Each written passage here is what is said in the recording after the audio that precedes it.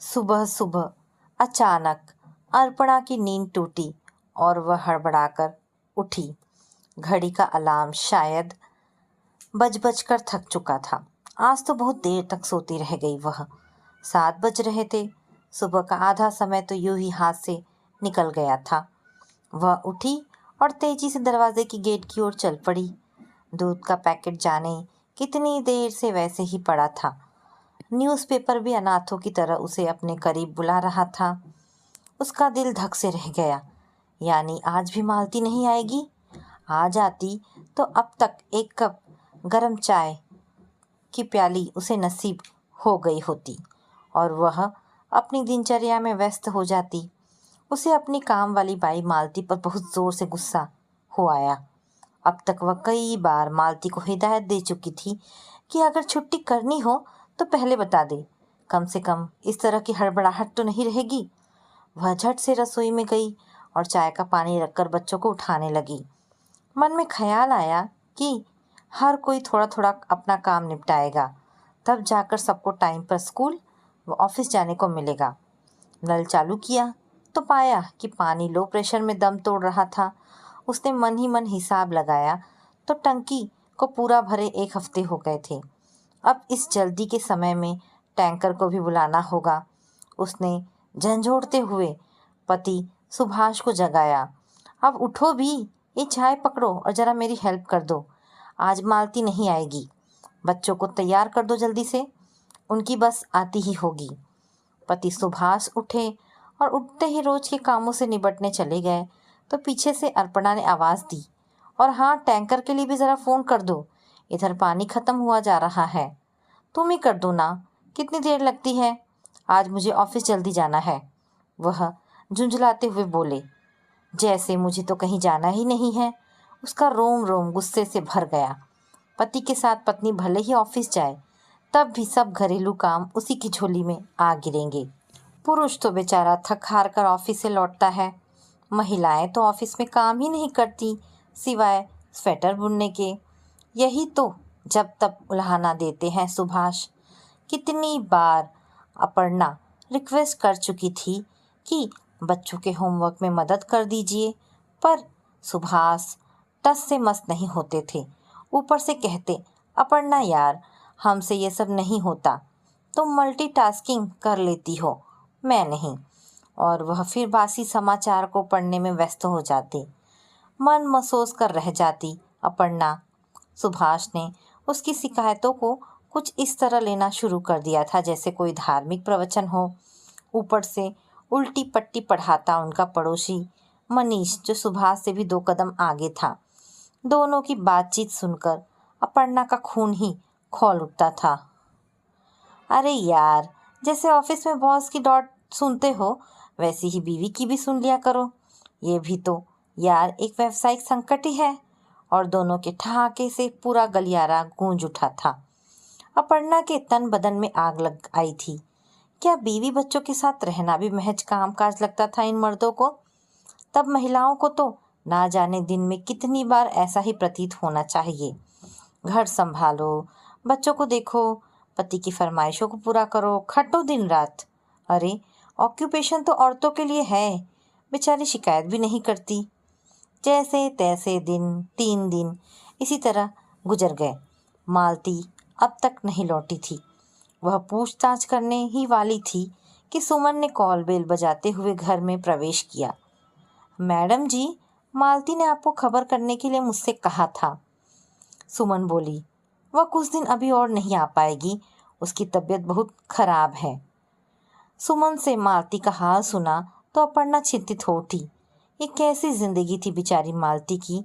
शराबी पति घर की जिम्मेदारियां संभालना तो दूर, निरंतर खटती मालती को जानवरों की तरह पीटता रहता और मार खा खा कर वह अधमरी सी हो गई थी।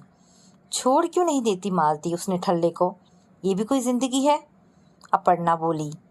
माथे पर ढेर सारे सलवटे लेकर हाथ का काम छोड़कर सुमन ने एक बारगी अपर्णा को देखा और कहने लगी, छोड़कर जाएगी कहाँ वह मैडम जी? कम से कम कहने के लिए तो एक पति है ना उसके पास। उसे भी अलग कर दे तो कौन करेगा रखवाली उसकी? आप नहीं जानती बीबी जी, हम लोग टीन की चादरों से बनी छतों के नीचे झुग्गी झोपड़ियों में रहते हैं। हमारे पति हैं तो हम पर बुरी नज़र से बचे हुए हैं। गले में मंगलसूत्र पड़ा हो तो पराए मर्द ज़्यादा ताक झाक नहीं करते। अजीब विडंबना थी। क्या सचमुच गरीब औरतों के पति सिर्फ एक सुरक्षा कवच भर हैं? शादी विवाह के क्या अब यही मायने रह गए? शायद हाँ। अब तो महिलाएं भी इसी बंधन को एक व्यवसाय जैसा ही महसूस करने लगी हैं। मालती की हालत ने अपर्णा को विचलित कर दिया था। कितनी समझदार व सीधी है मालती। उसे चुपचाप काम करते हुए, कुशलतापूर्वक कामों को अंजाम देते हुए अपर्णा ने पाया था। यही वजह थी कि उसकी लगातार छुट्टियों के बाद भी उसे छोड़ने का ख्याल वह नहीं कर पाई। सुमन लगातार बोले जा रही थी। उसकी बातों से साफ झलक रहा था कि मालती की ये गाथा उसके पास पड़ोस वालों के लिए चिर परिचित थी। इसीलिए तो उन्होंने बिल्कुल अचरज नहीं हो रहा था मालती की हालत पर। अपर्णा के मन में अचानक ये विचार कौंध आया कि क्या वह स्वयं अपने पति को मालती की परिस्थितियों में छोड़ पाती। कोई जवाब न सूझा। यार, एक कप चाय तो दे दो, पति ने आवाज़ दी तो उसका खून खौल उठा। जनाब देख रहे हैं कि अकेली घर के कामों से जूझ रही हूँ, फिर भी फरमाइश पर फरमाइश करे जा रहे हैं। ये समझ में नहीं आता कि अपनी फरमाइश थोड़ी कम कर लें। अपर्णा का मन रह रह कर विद्रोह कर रहा था। उसे लगा कि अब तक जिम्मेदारियों के निर्वाह में शायद वही सबसे अधिक योगदान दिए जा रही थी। सुभाष तो मासिक वेतन लाकर बस उसके हाथ में धर देते और निजात पा जाते। ऑफिस जाते हुए वह रास्ते भर इन्हीं घटनाक्रमों पर विचार करती रही। उसे लग रहा था कि स्त्री जाति के साथ इतना अन्याय शायद ही किसी और देश में होता हो। दोपहर को जब वह लंच के लिए उठने लगी तो फ़ोन की घंटी बज उठी। दूसरी ओर सहेली दीपिका थी। वह भी मालती के काम पर न आने से परेशान थी। जैसे तैसे संक्षेप में अपर्णा ने उसे मालती की समस्या बयां की तो दीपिका तैश में आ गई। उस राक्षस को तो जिंदा गाड़ देना चाहिए। मैं तो कहती हूँ कि हम उसे पुलिस में पकड़वा देते हैं। बेचारी मालती को कुछ दिन तो राहत मिलेगी। उससे भी अच्छा होगा यदि हम उसे तलाक दिलवाकर छुड़वा लें। मालती के लिए हम सब कुछ सोच लेंगे। एक टेलरिंग यूनिट खोल देंगे। दीपिका फ़ोन पर लगातार बोले जा रही थी। दीपिका के पति ने नौकरी से स्वैच्छिक अवकाश प्राप्त कर लिया था और घर से ही कंसल्टेंसी का काम कर रहे थे। ना तो दीपिका को काम वाली का अभाव इतनी बुरी तरह खलता था, ना ही उसे इस बात की चिंता थी कि सिंक में पड़े बर्तनों को कौन साफ करेगा। पति घर के काम में दीपिका का पूरा पूरा हाथ बटाते थे। वह भी निश्चिंत होकर अपने ऑफिस के काम में लगी रहती। वह आला दर्जे की पत्रकार थी। बढ़िया बंगला, ऐशो आराम और फिर बैठे बिठाए घर में एक अददपति मैन सर्वेंट हो तो भला दीपिका को कौन सी परेशानी होगी। वह कहते हैं ना कि जब आदमी का पेट भरा हो तो वह दूसरे की भूख के बारे में भी सोच सकता है। तभी तो वो इतने चाव से मालती को अलग करवाने की योजना बना रही थी। दीपिका अपने ही रॉ में सुझाव पर सुझाव दिए जा रही थी। महिला क्लब की एक खास मेंबर होने के नाते वह ऐसे तमाम रास्ते अपर्णा को बताए जा रही थी जिससे मालती का उद्धार हो सके। अपर्णा अचंभित थी। मात्र 4 घंटों के अंतराल में उसे इस विषय पर 2 अलग अलग प्रतिक्रियाएं मिल चुकी थी। अपर्णा अचंभित थी। मात्र 4 घंटों के अंतराल में उसे इस विषय पर 2 अलग अलग प्रतिक्रियाएं मिली थी। कहाँ तो दीपिका तलाक की बात कर रही थी और उधर सुबह से ही सुमन के मुंह से उसने सुना था कि मालती अपने सुरक्षा कवच की तिलांजलि देने को कतई तैयार नहीं होगी। स्वयं मालती का इस बारे में क्या कहना होगा, इसके बारे में वह कोई फैसला नहीं कर पाई। जब अपर्णा ने अपना शक जाहिर किया तो दीपिका बिफर उठी। क्या तुम ऐसे दम घोटू बंधन में रह पाओगी? छोड़ नहीं दोगी अपने पति को? अपर्णा बस सोचती रह गई। हाँ, इतना जरूर तय था कि दीपिका को एक ताज़ा तरीन स्टोरी जरूर मिल गई थी। महिला क्लब के सभी सदस्यों को दीपिका का सुझाव कुछ ज़्यादा ही भा गया, सिवाय एक दो को छोड़कर, जिन्हें इस योजना में खामियां नजर आ रही थी। अपर्णा ने ज़्यादातर के चेहरों पर एक अजब उत्सुकता देखी। आखिर कोई भी क्यों ऐसा मौका गवाएगा जिसमें जनता की वाहवाही लूटने का भरपूर मसाला हो। प्रस्ताव 100% मतों से पारित हो गया। तय हुआ कि महिला क्लब की ओर से दीपिका व अपर्णा मालती के घर जाएंगी व उसे समझा बुझाकर राजी करेंगी। मालती अब तक काम पर नहीं लौटी थी। सुमन आ तो रही थी, पर उसका आना महज भरपाई भर था। अपर्णा को घर का सारा काम स्वयं ही करना पड़ रहा था। आज तो उसकी तबीयत ही नहीं कर रही थी कि वह घर का काम करे।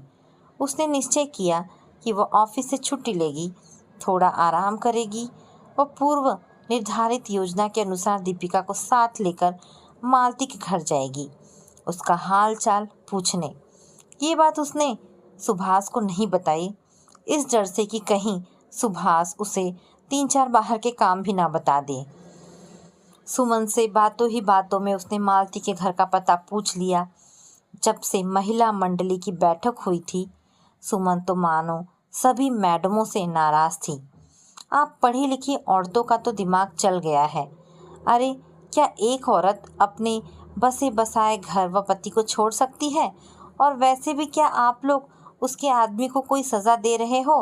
अरे वह तो मज़े से दूसरी ले आएगा और मालती रह जाएगी बेघर और बेआसरा। 42 साल की सुमन को हाई सोसाइटी की इन महिलाओं पर निहायत ही गुस्सा आ रहा था। टीन के उस जंगल में मालती का घर खोजना तो सचमुच कुछ ऐसा ही था जैसे भूसे के ढेर में सुई ढूंढना।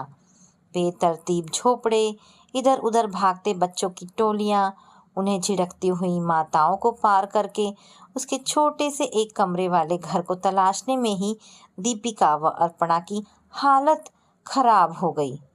मालती को उसने अपनी खोली के एक अंधेरे कोने में दुबका हुआ पाया। चेहरे पर खरोच यह बता रहे थे कि इस बार मरम्मत कुछ ज़्यादा ही अच्छी तरह से हुई थी। अपर्णा उसकी खस्ता हालत को देखकर अचंभित तो थी ही, उसके जर्जर शरीर को देखकर उसे गहरा दुख भी हुआ।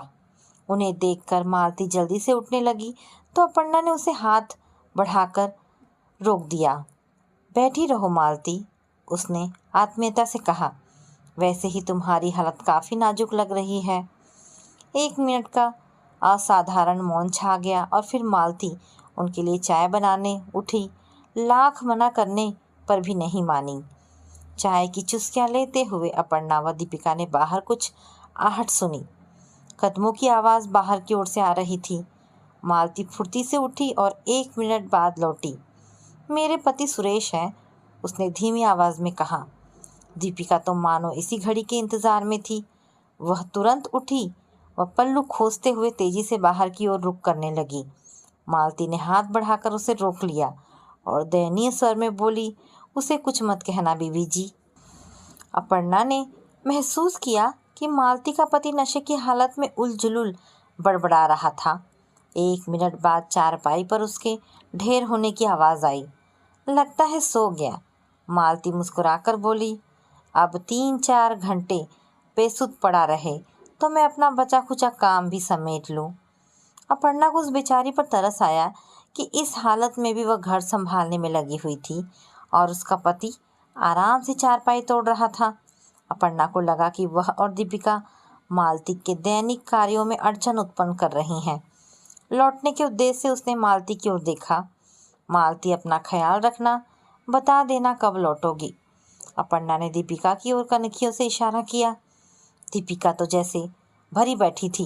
रुक भी जाओ, भूल गई किस लिए आए थे यहाँ?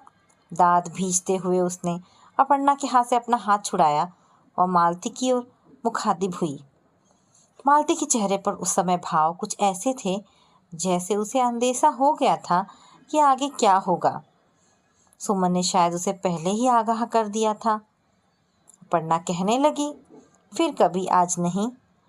दरअसल वह यह नहीं समझ पा रही थी कि क्या ये सही वक्त था मालती से तलाक के विषय के बारे में बात करने का।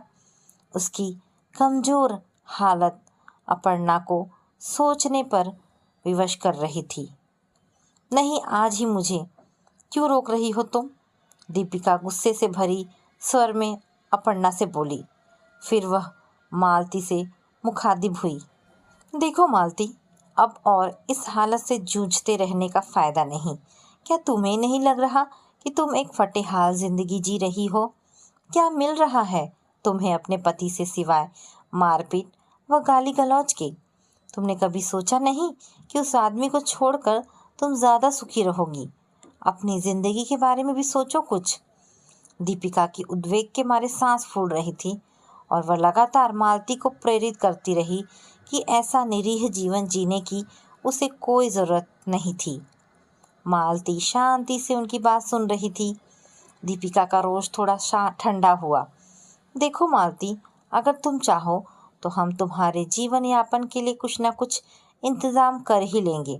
तुम्हारे लिए एक छोटी सी टेलरिंग यूनिट खोल देंगे। तुम निश्चय तो करो। मैंने सब सुना है बीबी जी। सुमन तो रोज आकर आप लोगों की बातें बताती ही रहती है, पर नहीं, मुझे इन चीज़ों की ज़रूरत नहीं। बिल्कुल भी नहीं। दीपिका ने आपत्ति उठाने के लिए मुंह बस खोला था कि बाहर से तेज अस्पष्ट आवाज़ें सुनाई देने लगी। इससे पहले कि अपर्णा और दीपिका कुछ समझाती कि माजरा क्या है, मालती बाहर भाग चुकी थी। उसके हाथ में 2 बड़ी बाल्टियां थी। बाहर से लोगों की आवाज़ें दस्तक दे रही थी। टैंकर आ गया, टैंकर आ गया। महानगर निगम के पानी का टैंकर पहुंच गया था। लोगों की अपार भीड़ एकत्र हो रही थी। अपर्णा व दीपिका बाहर आकर नज़ारा देखने लगी। ये समस्या तो इस शहर में कम ज़्यादा सभी तबकों को थी। आदमी सांस लेना भूल जाए पर टैंकर की आहट को नज़रअंदाज कभी न कर पाए। और तो वह पुरुषों की भीड़ गुत्थम गुत्था हो रही थी। टैंकर के सामने घड़ों, बर्तनों, बाल्टियों की बेतरतीब लाइनें लगी थी। अपर्णा की आंखें उस भीड़ में मालती को ढूंढने लगी। उसने पाया कि मालती अपनी बीमारी को लगभग भूल कर लोगों से उलझकर 2 बाल्टी पानी भर लाई थी। घर के अहाते तक आते आते उसका शरीर पसीने से भीग चुका था। माथे पर कुमकुम का निशान भीगकर अर्धकार हो गया था। अपर्णा ने सहारा देने के उद्देश्य से उससे एक बाल्टी लेने की कोशिश की। नहीं नहीं बीबी जी, मैं संभाल लूंगी। उसने अपर्णा का हाथ छुड़ाया और पति की ओर इंगित करने लगी। ये निखट्टू भी तो है, अभी जगाती हूँ इसे। ये कहते हुए मालती ने अपने दांत भींचे। वो अंदर की ओर भागी। लौटी तो उसके हाथ में 2 बाल्टियां और थीं। दोनों बाल्टियां उसने आंगन के कोने में रखी। कमर कसकर पति की चारपाई के समीप जा खड़ी हुई।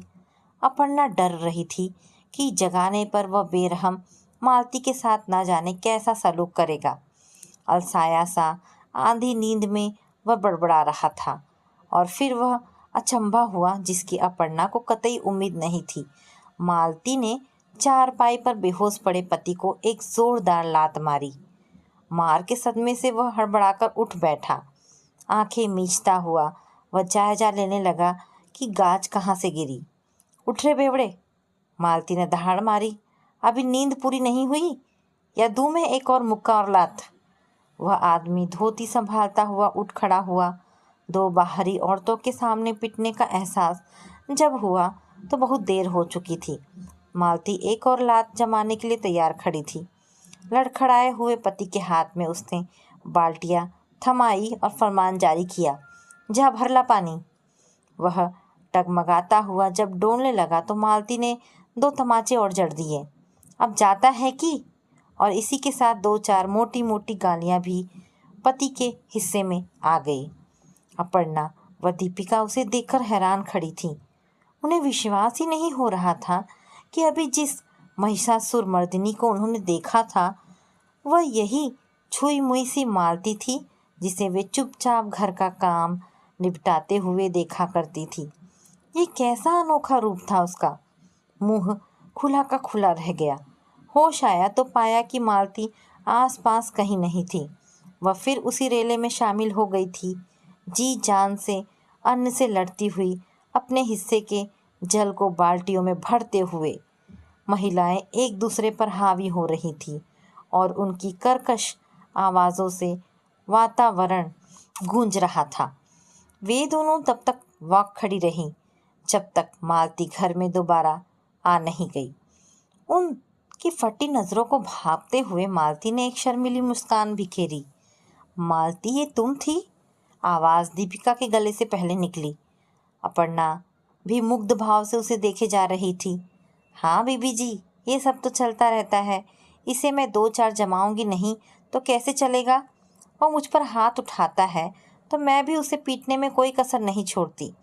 वह कुछ ऐसे बोल रही थी जैसे किसी शैतान बच्चे को राह पर लाने का नुस्खा समझा रही हो। जब मैं चाहती हूँ तब कमान अपने हाथ में ले लेती हूँ। झांसी की रानी जैसे भाव थे उसके चेहरे पर। मैं जानती हूँ बीबी जी, आप सब लोग हमारा भला चाहती हैं, पर मुझे नहीं चाहिए यह तलाक वलाक। ज़रूरत नहीं है मुझे। मैं अपने तरीक़ों से इसे लाइन पर ले आती हूँ। वह मुस्कुराती हुई बोली। कभी कभी कड़वी दवा पिला ही देती हूँ मैं इसे। मिमियाता हुआ वापस आ जाता है बकरी की तरह। और किसके पास जाएगा? आना तो शाम को इसी घर में है ना। जब होश आता है तो गलती का एहसास भी हो जाता है इसे। पता है ना इसे कि मेरे बगैर इसका गुजारा नहीं। मालती ने शायद अपने पति सुरेश पर पूरा अनुसंधान कर रखा था।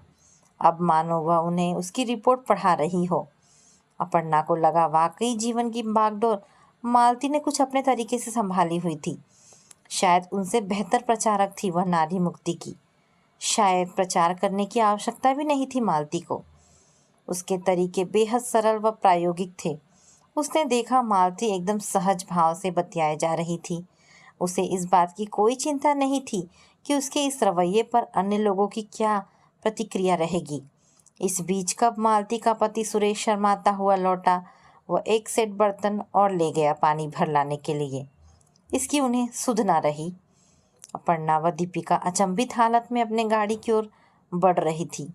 एक अजब खामोशी छाई हुई थी दोनों के बीच में। जाहिर था दोनों ही मालती व उसके पति सुरेश के बारे में सोच रही थी।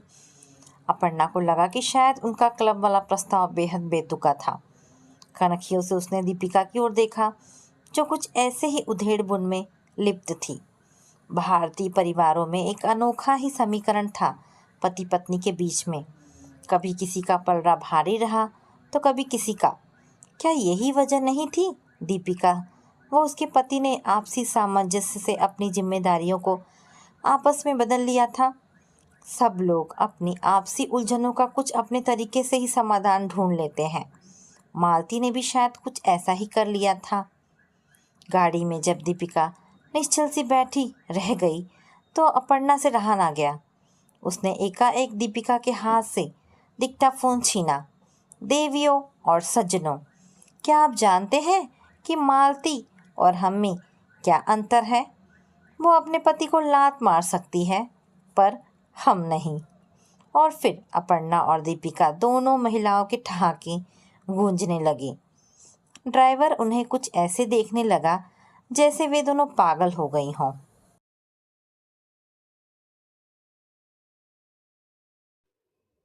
पिछले दिनों से थके हारे घर के सभी सदस्य जैसे घोड़े बेचकर सो रहे थे। विधि की शादी में जूली ने भी खूब एंजॉय किया, लेकिन गौरव की पत्नी बनकर नहीं, बल्कि उसकी दोस्त बनकर।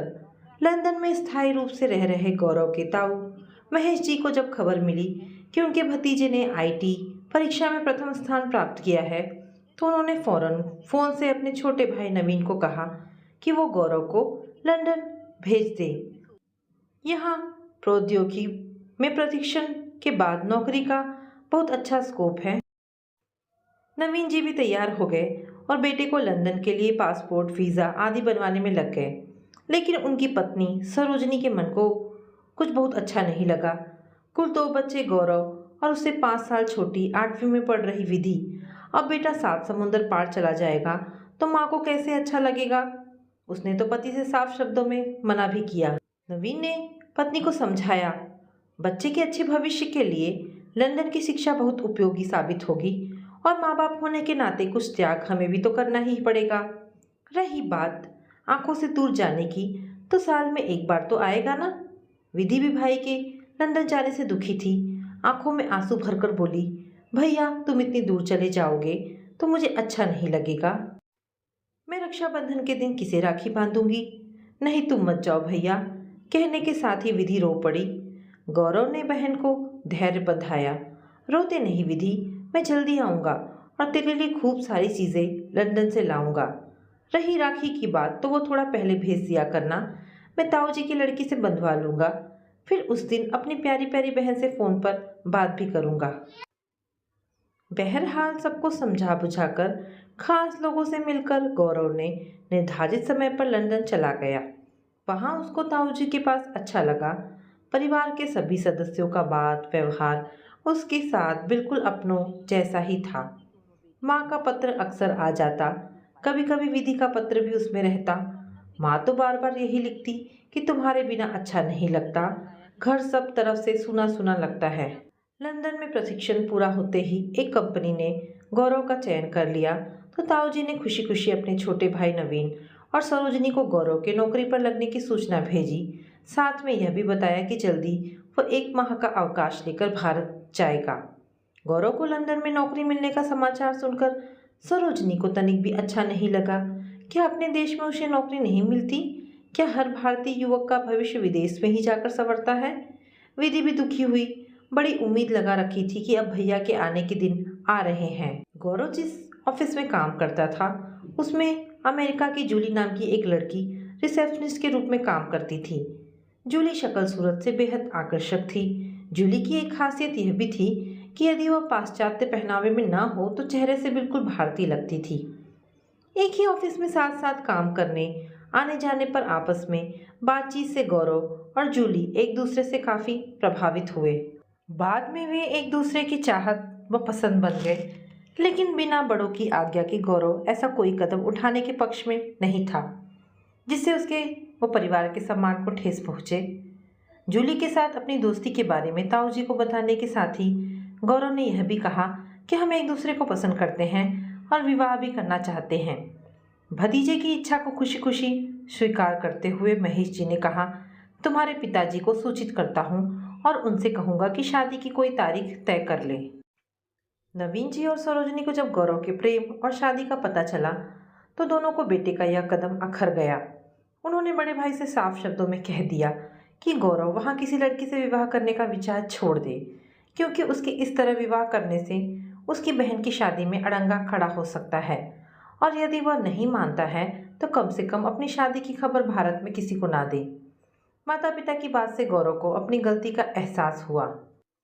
अभी तक उसके दिमाग में यह बात क्यों नहीं आई कि अंतर्जातीय विवाह, वह भी ईसाई लड़की से, करने के कारण बहन की शादी में रुकावट आ सकती है। इसके बाद गौरव ने फ़ोन पर कई बार घर पर सबसे बात की, उनका हाल चाल पूछा, लेकिन अपने विवाह से संबंधित कोई बात ना तो उसने छेड़ी और ना माता पिता की तरफ से कोई प्रतिक्रिया हुई। गौरव की नौकरी लगे अब 1 साल हो गया था। उसके मन में भारत आने और माता पिता से मिलने की बड़ी इच्छा हो रही थी। वो ऑफिस में 1 माह के अवकाश का आवेदन कर भारत जाने के प्रबंध में लग गया। एयर टिकट मिलते ही गौरव ने भारत फ़ोन करके माँ को बताया कि वह फला तारीख को भारत आ रहा है। गौरव घर पहुंचा तो दबे मन से ही सही, पर सबने उसका स्वागत किया। गौरव को कुछ ही सालों में सब कुछ बदला बदला सा लग रहा था। माँ पहले से कुछ कमज़ोर दिख रही थी। पिताजी के बाल आधे सफ़ेद हो गए थे और विधि, वह तो कितनी बड़ी लग रही थी। उसके सिर पर हाथ फेरकर गौरव ने स्नेह से कहा, कितनी बड़ी हो गई है विधि तू, तेरे लिए ढेरों चीज़ें ले आया हूँ। विधि कुछ नहीं बोली, लेकिन माँ ने कहा, अब इसके विवाह की चिंता है, जल्दी कहीं बात बन जाती तो करके हम जिम्मेदारी से मुक्त हो लेते। माँ की बात सुनकर गौरव को लगा कि माँ उस पर कटाक्ष कर रही है। फिर भी गौरव ने हंसकर विधि से कहा, कहीं पसंद किया हो तो बता दे विधि, पिताजी का ढूंढने भागने का समय बच जाएगा। विधि ने पलटकर जवाब दिया, मैं तुम्हारी तरह नहीं हूँ भैया, जो घर वालों की इच्छा के खिलाफ जाकर विवाह रचा लूँ। बहस बढ़ती देखकर माँ ने दोनों को रोका और विधि से बोली, बहस बंद कर और जा भाई के लिए चाय नाश्ते का प्रबंध कर। सरोजनी और नवीन ने गौरव से उसके लंदन में की हुई शादी के बारे में कोई बात नहीं की। वे लोग बिल्कुल नहीं चाहते थे कि इतने सालों बाद बेटा घर आया है तो कोई तकरार हो, लेकिन गौरव ने खुद ही बात छेड़कर माता पिता को अपने द्वारा लिए निर्णय से अवगत कराते हुए कहा, माँ आप कैसे सोचती हैं कि आप लोगों की इजाज़त लिए बिना मैं अपनी शादी रचा लेने का साहस कर लेता? इससे तो आप लोगों की प्रतिष्ठा और ममता का अपमान होता। मैंने निश्चय कर लिया है कि बहन की शादी के बाद ही मैं अपने विवाह के बारे में विचार करूंगा। सरोजनी और नवीन को बेटे की बात से बड़ी राहत मिली। उन्हें ऐसा लगा जैसे सिर पर लदा कोई बहुत बड़ा बोझ हट गया हो। एक माह भारत में रहकर गौरव लंदन वापस आ गया और पहले ही की तरह जीवन में भाग दौड़ फिर शुरू हो गई। देखते ही देखते 1.5 वर्ष कैसे गुजर गया पता ही न चला। एक दिन माँ का फोन आया कि विधि की शादी तय हो गई है। लड़के का परिवार बेहद संभ्रांत है। विवाह की तारीख तय नहीं हुई है। जैसे ही तय होगी मैं दोबारा तुझे सूचित करूंगी। तुम कम से कम 15 दिन पहले भारत जरूर आ जाना। सारा प्रबंध तुम्हें ही करना है। शादी की तारीख का पता चलते ही गौरव भारत आने की तैयारी में लग गया। गौरव ने पहले ही जूली को अपनी पारिवारिक समस्याओं से अवगत करा दिया था। जूली ने भी सोचा कि जब गौरव के परिवार की समस्या हल हो जाएगी तभी वह विवाह बंधन में बंधेगी। अब जब विधि की शादी तय होने की सूचना जूली को मिली तो उसने गौरव के साथ जाकर अपनी पसंद का मेकअप का सामान, कई सुंदर साड़ियाँ और कुछ स्वर्णाभूषण विधि के लिए खरीदे। जूली की इच्छा थी कि वह भी भारत जाए, जूली की शादी देखे। गौरव ने उसकी इच्छा को सहज भाव से मान भी लिया। विवाह तय होने के बाद से ही सरोजनी को बेटी के बाद व्यवहार में बदलाव सा महसूस होने लगा था। हमेशा खुश रहने वाली विधि अब चुपचाप व खोई खोई सी लगती थी। शादी की बात चलते ही वह नाक भौं सिकोड़ कर चली जाती तो सरोजनी ने इसे लड़कियों का स्वाभाविक संकोच मान लिया। विधि सगाई की रस्म के लिए भी बड़ी मुश्किल से तैयार हुई थी, जबकि इस रस्म के समय जिसने भी विधि और अभय को एक साथ देखा भूरी भूरी प्रशंसा की। गोद भराई की रस्म के दूसरे दिन सरोजनी और नवीन ने गौरव को सूचना भेज दी और उसके आने की प्रतीक्षा के साथ साथ विवाह की छिटपुट तैयारी में भी लग गए। इधर बराबर विधि को परेशान और चिंतित देखकर सरोजनी ने उसे पूछा, क्या बात है बेटी, आजकल तुम बहुत परेशान सी दिखती हो, तबीयत तो ठीक है? माँ की बात सुनकर विधि चौंक सी गई, जैसे उसकी कोई चोरी पकड़ ली गई हो। फिर भी अपने को संयत कर सहज आवाज में बोली, नहीं माँ, कोई ऐसी बात नहीं है, बस आजकल सिर में हल्का हल्का दर्द बना रहता है।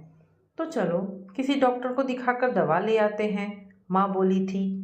अधिक दिनों तक सिर दर्द का बना रहना ठीक नहीं है। नहीं माँ, इतना तेज दर्द नहीं है कि डॉक्टर के यहाँ जाने या दवा लेने की जरूरत पड़े, अपने आप ठीक हो जाएगा, विधि ने माँ की बात को टालते हुए कहा। यद्यपि कई बार विधि के मन में आया कि वह अपनी समस्या से माँ को अवगत करा दे, लेकिन तभी दूसरी तरफ मन विरोध भी जाहिर करता। तुम्हारा सोचना तो ठीक है, लेकिन यह निश्चित है कि उसके बाद तुम्हारी आकांक्षा पूर्ण ना हो सकेगी। और मन के इस दोहरे तर्क पर विधि जहाँ की तहाँ थम जाती। विवाह के कुल 15 दिन शेष बचे थे। उस दिन शाम तक गौरव को भी आना था। विधि को लगा कि गौरव के आने से पहले उसे अपना काम कर लेना चाहिए, अन्यथा भैया के आ जाने पर रुकावट पड़ सकती है। भयग्रस्त मन से ही पर दूसरे दिन दोपहर तक अपना पूरा काम कर लेने का प्रबंध विधि ने कर लिया था। कोर्ट मैरिज के लिए उस दिन 11:30 के आसपास पूरे इंतजाम के साथ विधि और शाहिद अपने दोस्तों के साथ कोर्ट में पहुंचे, पर संयोग कुछ ऐसा बना कि उस दिन अदालत में हड़ताल हो गई और हड़ताल कब तक चलेगी यह भी पता न चल सका। विधि निराश होकर घर लौट आई और दुखी मन से अपने कमरे में जाकर औंधे मुंह पलंग पर पड़ गई। गौरव की फ्लाइट 10 बजे ही आ गई थी, पर वह जूली का इंतजाम करने में लग गया।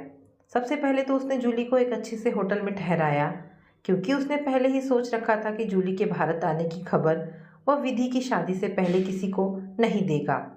उसके रहने और सुरक्षा का पूर्ण प्रबंध कर गौरव घर आया। बंगले के दरवाजे के अंदर अभी वो अपना सामान रखवा ही रहा था कि विधि की सहेली नफीसा आ गई।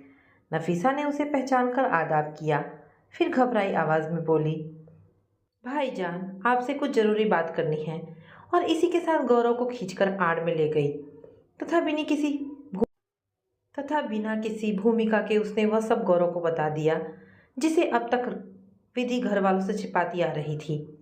नफीसा ने गौरव को बताया कि मेरी सहेली होने के नाते विधि अक्सर मेरे घर आती रहती थी। मेरे बड़े भाई साहब शाहिद जो डॉक्टर हैं, उनसे विधि का प्रेम काफ़ी दिनों से चल रहा था। यह बात तो मुझे पता थी, लेकिन वे दोनों शादी करने पर आ जाएंगे मुझे आज ही पता चला है। जब दोनों कोर्ट से निराश होकर घर लौटे हैं, थोड़ा सा रुककर नफीसा ने साफ कहा, यकीन मानिए भाई साहब, उन दोनों के शादी करने की बात का पता मुझे अभी चला है। अतः आप सभी को बताकर आगाह करना मैंने अपना कर्तव्य समझा है। इतना अच्छा दूल्हा और इतने हौसले से किया जा रहा सारा इंतज़ाम अगर आज उनकी शादी कोर्ट में हो गई होती तो सब मटिया मेट हो जाता। यह तो अच्छा हुआ कि अदालत में हड़ताल हो गई। आप सब बदनामी से अपने को बचा लें, यही सोचकर मैं इस समय आपको सूचित करने आई हूँ। अब आपको ही सब कुछ संभालना होगा। गौरव भाई, हाँ इतना ज़रूर ध्यान रखिएगा कि मेरा कहीं नाम ना आए। इतना बताने के बाद नफीसा जिस तेजी के साथ आई थी उसी तेजी के साथ वापस चली गई। नफीसा से मिली सूचना से गौरव को जैसे काट मार गया। वो सोचने लगा कि यदि आज सचमुच वह सब हो गया होता जो नफीसा ने बताया है तो माँ पिताजी की क्या हालत होती। शायद उन्हें संभाल पाना मुश्किल हो जाता। शायद दोनों आत्मसम्मान के लिए आत्महत्या भी कर लेते। पर शुक्र है कि यह अनहोनी होने से पहले ही टल गई। अब मैं विधि को समझा लूँगा। इस विश्वास के साथ गौरव ने घर के अंदर प्रवेश किया। सरोजनी और नवीन जी ने मुस्कुराकर बेटे का स्वागत किया। माँ ने अधिकार के साथ सहेजा, बेटा आ गया तू, अब सब कुछ तुझे ही संभालना है। हाँ हाँ माँ, अब आप लोग निश्चिंत रहिए, मैं सब संभाल लूँगा। पर माँ, विधि कहाँ है? दिखाई नहीं पड़ रही है। गौरव ने चारों तरफ नज़र घुमाते हुए पूछा। अपने कमरे में होगी, आवाज़ दू? रहने दो माँ, गौरव बोला। बहुत दिन से उसका कान नहीं उमीठा है। कहते हुए गौरव विधि के कमरे में पहुंचा। भाई को आया देखकर चेहरे पर बनावटी हंसी बिखेरती विधि उठ खड़ी हुई। गौरव ने गर्मजोशी के साथ पूछा, ठीक है विधि? अच्छा बता, तूने हमारे होने वाले जीजाजी से इस दौरान बात की थी या नहीं? गौरव ये कहते हुए वहीं विधि के करीब बैठ गया। अनेक प्रकार की इधर उधर की बातें करने के बाद उसने विधि से पूछा, सच बताना विधि, ये शादी तेरी पसंद की तो है?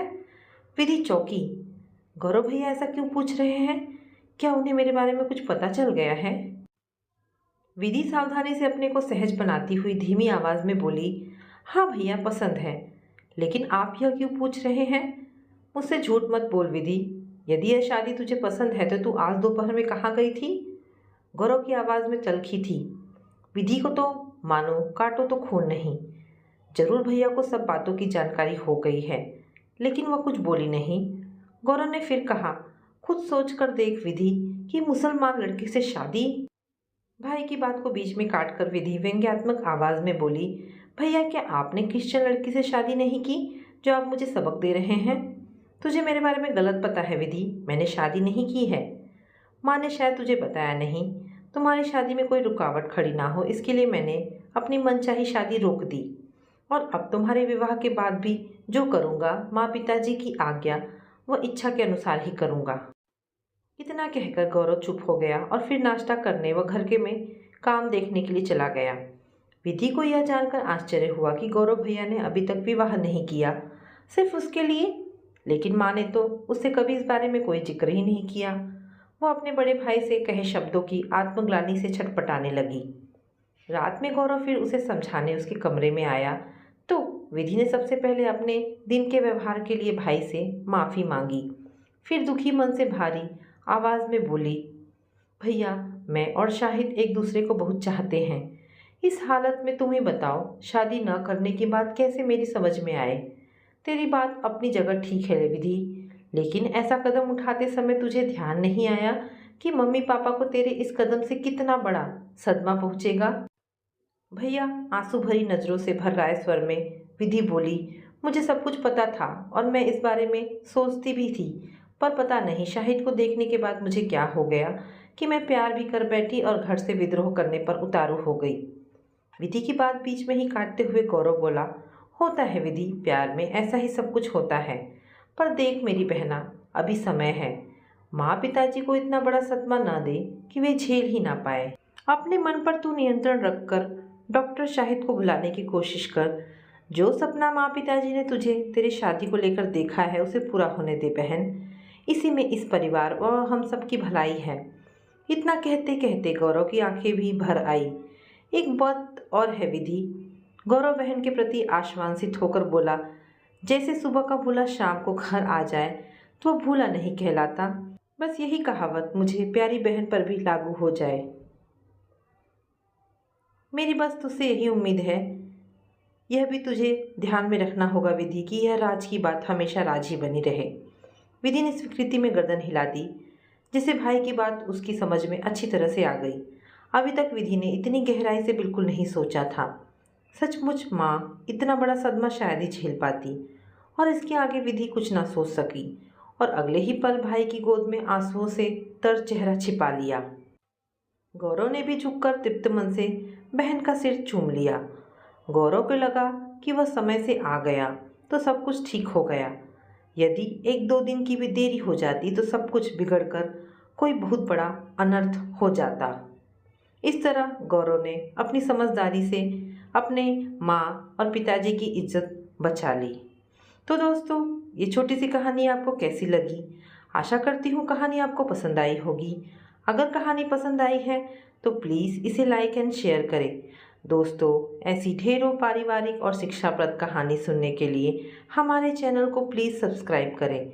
धन्यवाद दोस्तों।